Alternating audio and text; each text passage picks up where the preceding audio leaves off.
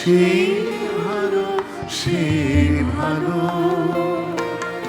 আমারে না হয় না জানো।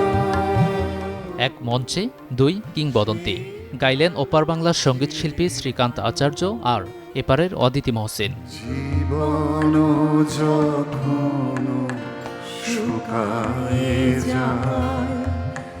রবীন্দ্রনাথ ঠাকুরের গানে গানে রাজধানীর সন্ধ্যা আলোকিত করেছেন দুজনে। পহেলা বৈশাখ উপলক্ষে গতকাল গুলশানের ইন্দিরা গান্ধী কালচারাল সেন্টারে বসে গানের এই আয়োজন।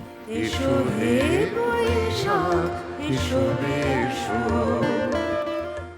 বাঁধন আছে প্রাণে প্রাণে শিরোনামের এই আয়োজনে শ্রোতা হিসেবে ছিলেন অভিনয়, সংস্কৃতি কিংবা রাজনৈতিক অঙ্গনের মানুষেরা। সুযোগ করে দেওয়ার জন্য আমি ভারতীয় হাইকমিশন এবং এইচএসবিসি বাংলাদেশকে আমার আন্তরিক ধন্যবাদ জানাচ্ছি।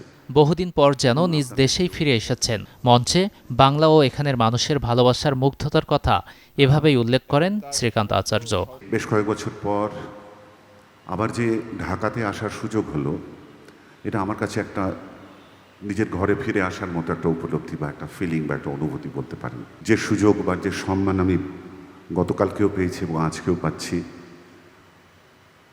এই দেশের, এই উপমহাদেশের অন্যতম সেরা রবীন্দ্রসঙ্গীত শিল্পী, শুধু রবীন্দ্রসঙ্গীত কেন আমি বলবো, রবীন্দ্রসঙ্গীত অতুল প্রসাদ এবং রজনীকান্তের গান যার কণ্ঠে মূর্ত হয়, সেই অদিতি মহসিন, তার সঙ্গে মঞ্চ ভাগাভাগি করে নেওয়ার সুযোগ, এটা আমার কাছেও একটা বিরাট সম্মানের ব্যাপার।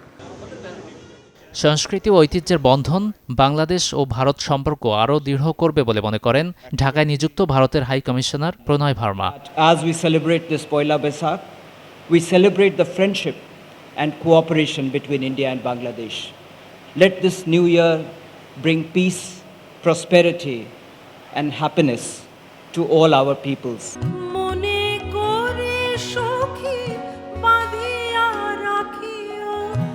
দ্বৈত আর সলো পরিবেশনায় রবি ঠাকুর সহ নিজেদের শ্রোতাপ্রিয় গানগুলো পরিবেশন করেন শিল্পীরা। বনে বনে তখন বাতাসে মাতারি বাঁশিতে কি কথা যায়। গাজী আনিস, চ্যানেল 24, ঢাকা। তুমিও হারিয়ে গেলে।